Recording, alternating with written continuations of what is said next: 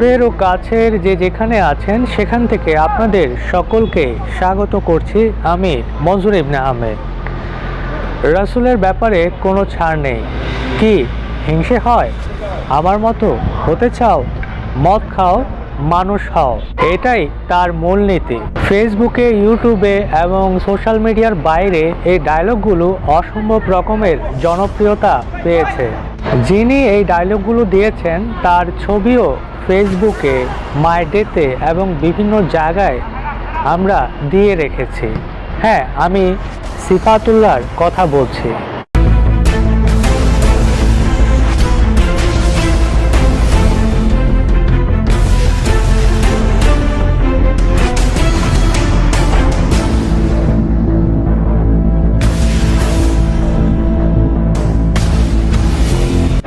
যে লোকটি আমাদের নবী মুহাম্মদ সাল্লাল্লাহু আলাইহি সাল্লামকে অশালীন সব কথা বলল, তাকে অত্যন্ত বাজে ভাষায় গালাগালি করলো, এমন সব কথা বলল যেগুলো মুখে উচ্চারণ পর্যন্ত করা যায় না।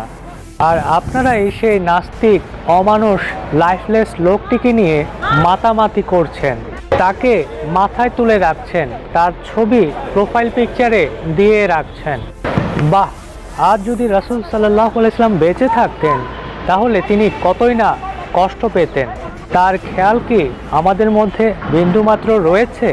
যে উম্মার জন্য যিনি কান্নায় ভেঙে পড়তেন, সারাটা ক্ষণ যাদের কল্যাণের জন্য মগ্ন থাকতেন, যাদের জন্য তার দুশ্চিন্তার কোনো অন্ত ছিল না, যাদের সাথে না নিয়ে যিনি জান্নাতে যাবেন না, সে আমরাই।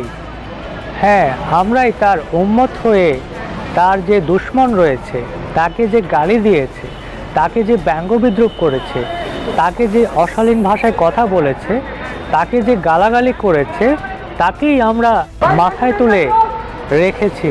আমরা যারা সিফাতুল্লাহকে নিয়ে মজা করি, তাকে নিয়ে ভিডিও বানাই, তার ভিডিও শেয়ার করি, তাকে কি আমরা আসলে ভালো করে চিনতে পেরেছি সেই লোকটি কে আসলে? এই সিফাতুল্লাহ হচ্ছে সেই ব্যক্তি, যে ব্যক্তি আমাদের প্রিয় নবী হযরত মুহাম্মদ সাল্লাল্লাহু আলাইহি সাল্লামকে ব্যঙ্গ বিদ্রূপ করে এবং অকাট্য ভাষায় গালাগালি করে তিনি ভাইরাল হয়েছিলেন।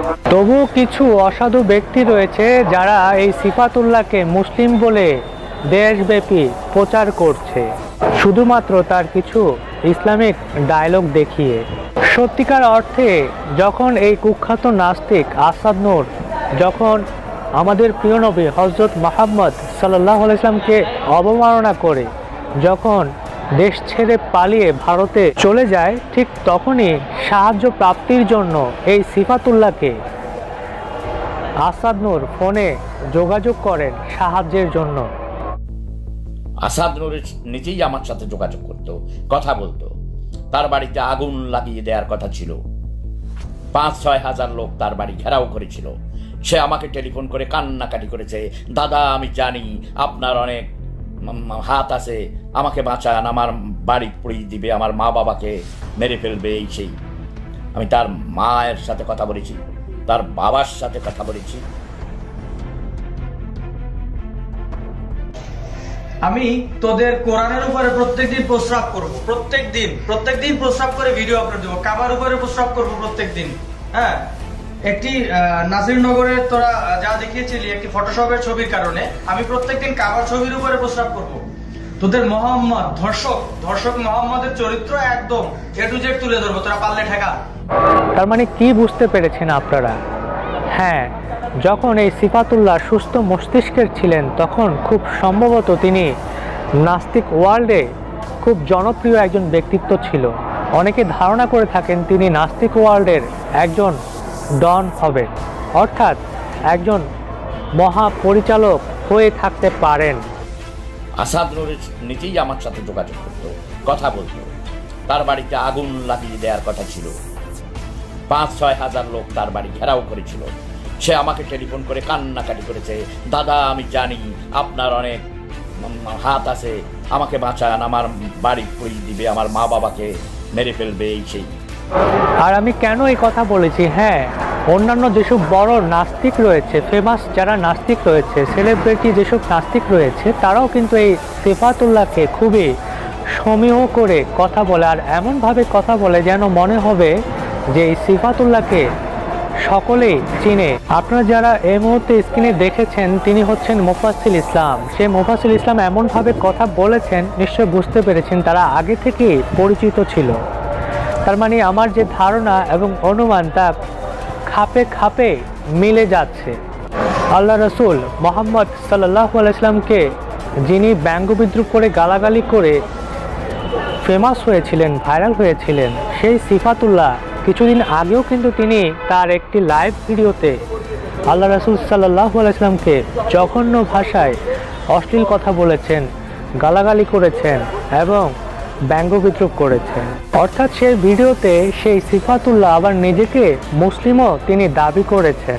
শুধু তাই নয়, এখনো পর্যন্ত তিনি তার প্রত্যেকটা ভিডিওতে একটু না একটু হলেও তিনি ইসলামকে বিদ্রুপ করছেন, অশ্লীল ভাষায় গালাগালি করছেন, ভুল ব্যাখ্যা দিচ্ছেন এবং বিভিন্ন রকমের কটূক্তিমূলক আচরণ করছেন, যা আমরা বুঝতে পারছি না।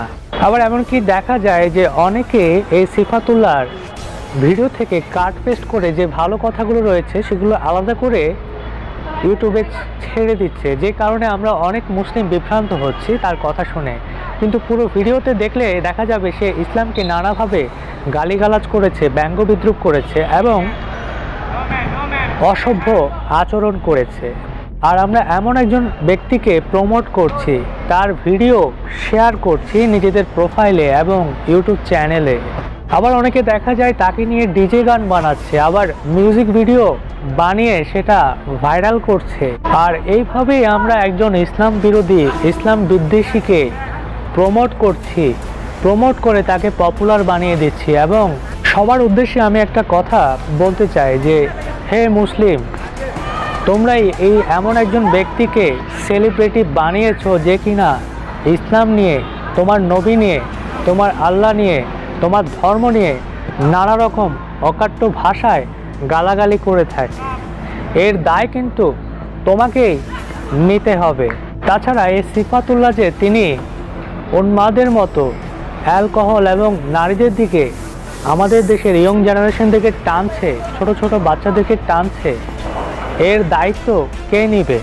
এর মাধ্যমে আমাদের নতুন প্রজন্মকে সেই সিফাতুল্লাহ কি মেসেজ দিচ্ছে? আপনাদের কি এসব বিষয় মাথায় আসে না? অথবা এই বিষয়ে কি আপনাদের কোনো চিন্তাভাবনা আছে?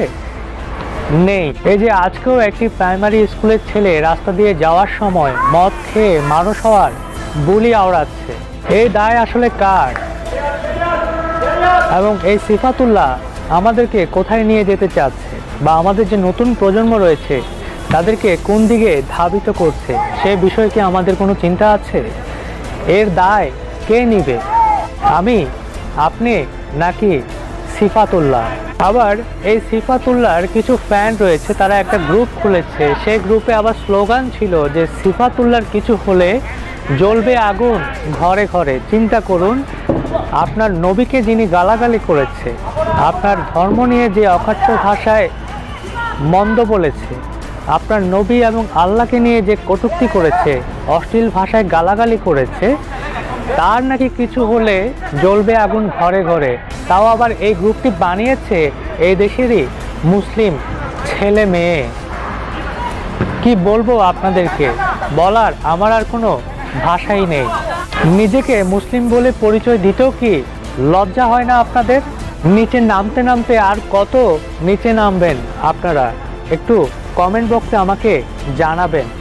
সত্যিকার অর্থে এই সিফাতুল্লাহ যে ভিডিওগুলো বানাচ্ছে, যে লাইভগুলো করছে, সেগুলো দেখার আমার রুচি অথবা সাহস কোনোটাই হয় না। কারণ সে জঘন্য ভাষায় সে কথা বলে থাকে, অশ্লীল গালিগালাজ করে থাকে আমাদের জানের চেয়ে প্রিয় নবী হজরত মুহাম্মদ সাল্লাল্লাহু আলাইহি ওয়াসাল্লামকে নিয়ে।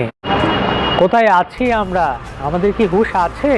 তবে হ্যাঁ, এই সিফাতুল্লাহ যে অপকর্মগুলো করেছে, যে অন্যায় করেছে, সেগুলো যদি আমরা প্রকাশ করে তাকে নেগেটিভভাবে সেরকম করে উপস্থাপন করতাম, তাহলে এই কুলাঙ্গার আজকে এভাবে সেলিব্রিটি হয়ে উঠতো না, আমাদের কাছে জনপ্রিয় হয়ে উঠতো না, এবং নতুন যে প্রজন্ম রয়েছে, যে নিউ জেনারেশন রয়েছে, তাদের কাছে অত্যন্ত জনপ্রিয় ব্যক্তি হিসেবে তিনি প্রাধান্য পেতেন না। তো এর দায় হচ্ছে আমাদেরই। তো কথা না বাড়িয়ে আজকে এখানে শেষ করছি। আবারও সবার সাথে দেখা হবে, কথা হবে এবং আলোচনা হবে। সেই পর্যন্ত সকলে ভালো থাকবেন এবং অন্যকে ভালো রাখবেন। ধন্যবাদ।